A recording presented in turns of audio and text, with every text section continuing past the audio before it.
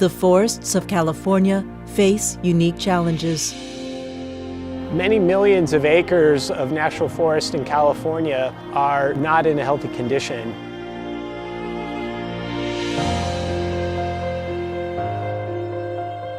The problem that you see in a number of the forests in California is that they're denser than they otherwise naturally would be because of over 100 years of fire suppression. They're very susceptible to large-scale disturbance in the form of large-scale wildfires, insect outbreaks, drought, mortality. Unfortunately, a vast majority of the western forests in the U.S. are under extreme fire risks. We're seeing millions of acres burn every year.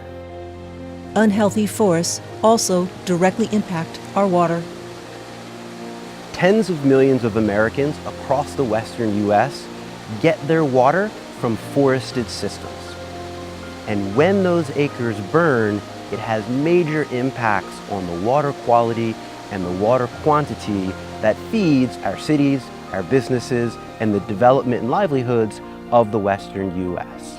The good news is we know what needs to happen on the landscape. We just don't have all the funding and financing necessary to bring it to action.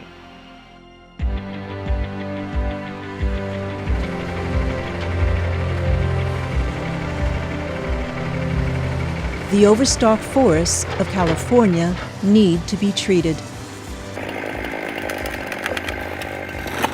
This can be accomplished by hand, by machine, and/or with prescribed fire. Unfortunately, it costs a lot of money to go in and do forest health treatments. There's not enough money within the appropriated budget or contained in the forest products to pay for the work that needs to be done here. It's not a science problem. They know what they're doing. We know what has to happen here. It's a finance problem because the funding's not really available. In an attempt to find a market-based solution to an ecological problem, Blue Forest Conservation developed the Forest Resilience Bond. It's really setting up a new and innovative financial structure that will help steward that land, which is a major challenge. There's a huge multi-billion-dollar need for forest fire risk reduction financing, and the Forest Resilience Bond is the only instrument actively addressing this need. It provides fire risk reduction, water quality enhancements, while also providing an economic return for investors. First, a forest restoration project is identified. Blue Forest Conservation then helps to find potential beneficiaries, such as utilities and private companies, who would benefit from the restoration. The bond investment can come from pension funds, insurance companies, and/or foundations interested in both forest health and earning a financial return.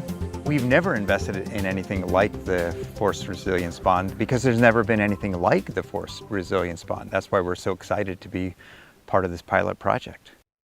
The area chosen for this pilot is within the Yuba watershed of the Tahoe National Forest. The North Yuba River watershed is actually, I believe, the second largest undamaged, or call it pristine, watershed now in the Sierra Nevada mountains in California.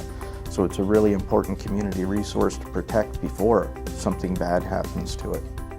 The first pilot is about 15,000 acres, which is approximately 10% of the entire watershed.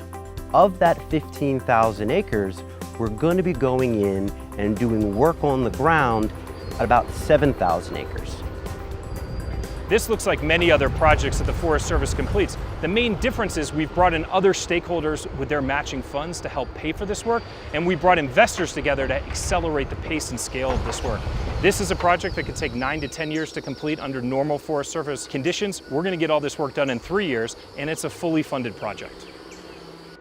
Working with the National Forest Foundation, the Forest Service is able to increase both the pace and scale of forest restoration through master stewardship agreements. The National Forest Foundation is acting as an implementation partner to help assist the Tahoe National Forest with about a dozen forest health projects across the forest. Forest Resiliency Bond is not a grant. It's actually a loan. And it's not a loan to the Forest Service, it's a loan to the administering partner, in this case the National Forest Foundation. But what it enables is the ability to get work done immediately on the ground. Because the National Forest Foundation receives funding through a forest resilience bond, it is able to directly pay contractors for the restoration work in a timely manner, while the Forest Service provides the project planning and oversight. So by bringing together investors and a number of other groups that benefit from this forest health treatment work, we're able to create a public-private partnership that can get this work done more quickly. And that's part of creating this new business model. Budgets are staying flat. The many benefits of this work has attracted the attention of a diverse group of agencies and foundations. Everyone that I talk to is excited about this. It really checks all the boxes in terms of conservation impact and business model. We want to minimize sediment and debris inflows to our reservoir so we can provide long-term water reliability to our water users. Also, as an insurance company, we've paid the claims for many of the fires that we've seen. So for us to be able to invest in something that's reducing the risk of wildfires is a win-win for us. We earn a good return and we do good for the community. As the first pilot project gets underway, the hope is that this model will serve as inspiration for many more conservation projects. So our hope is that the FRB is extremely successful and becomes adopted as just a standard way of financing. It's already changed the way we do business on this forest, and it appears to be changing the way that we'll be doing business in the region and possibly Forest Service wide.